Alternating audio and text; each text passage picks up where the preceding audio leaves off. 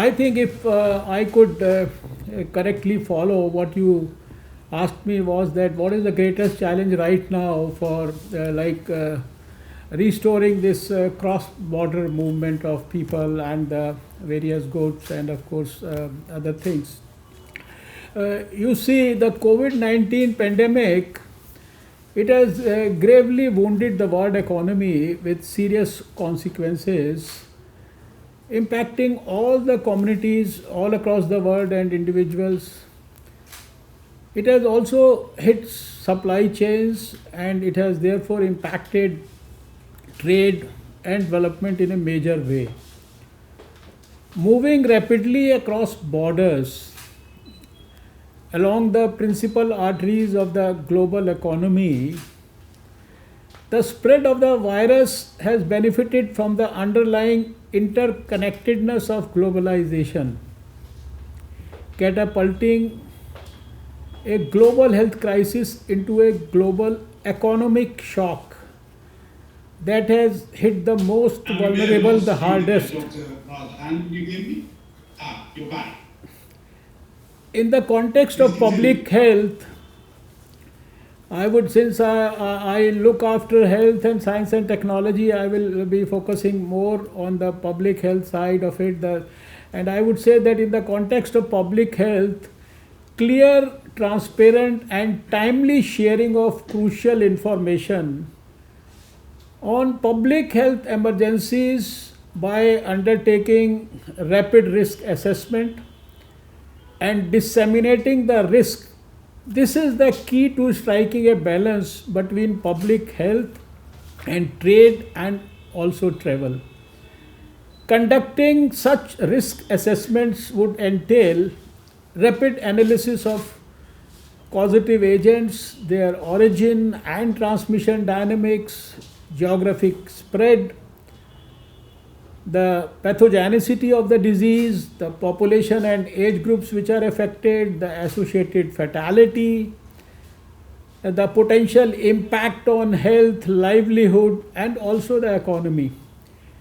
Additionally, it is imperative to have standard operating procedures to streamline operations of international contact tracing also.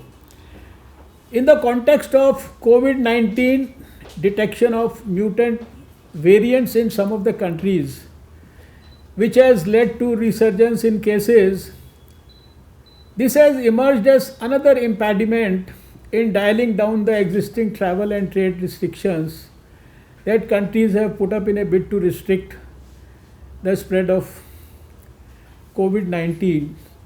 So, although we have to ultimately develop the mechanisms, from where we were 1 year back, I think a lot of things have improved further.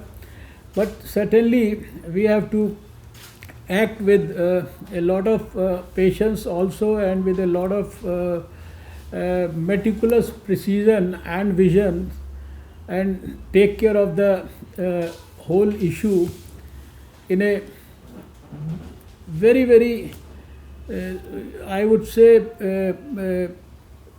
dedicated, sincere, committed, and scientific manner. Well, I would like to offer my comments on the situation existing right now, where we stand, whether it is in India or anywhere else in the world.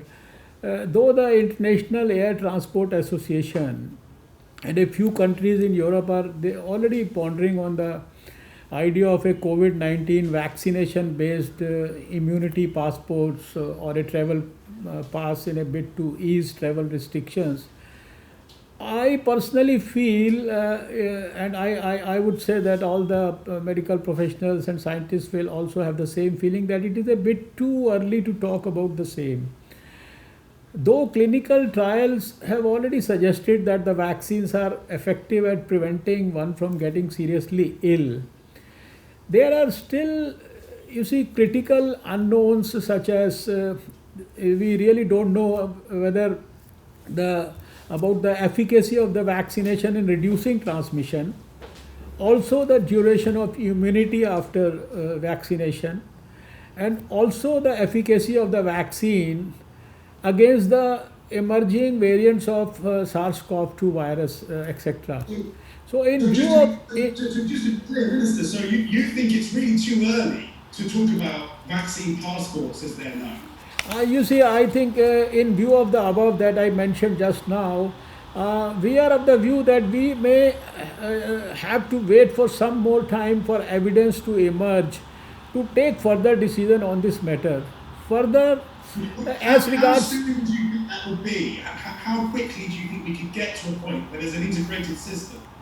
I think you see further as regards your question on the standardization of these implementation frameworks and all, whether for sharing of crucial information on public health issues, I must say that it is the international contact tracing or immunity passports that shall ultimately hold the key to ensure their international acceptability.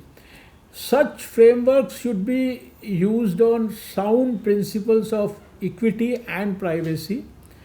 And I personally feel right now, being the director of the executive board of WHO, that WHO as a UN body can play a lead role in achieving a global consensus on such frameworks.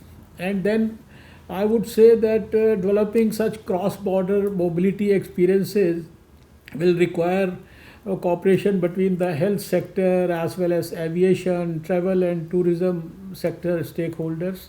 Still, such a Is one of the issues for you, and you're dealing with, as we know, more than 1 billion people, is one of the issues for you ensuring you have the trust of your people?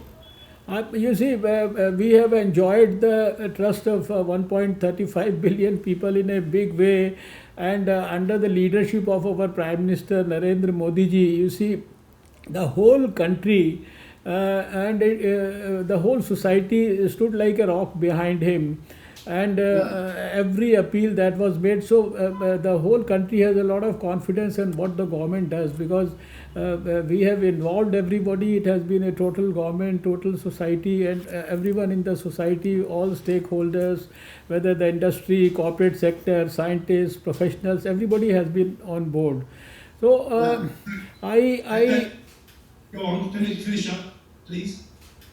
But so, I feel that such changes will certainly require a coordinated, harmonized approach, and it has to be a global scale as the pandemic itself.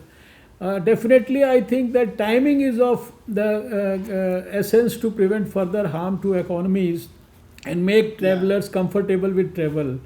Then, of course, from the scientific side, I would say that recognizing that scientific consensus around testing and immunization is not yet mature enough, and that global guidance around testing has yet to be developed. There is an urgent need to design a flexible model that can help us move past the current fragmentation and that can evolve and adapt as the science matures.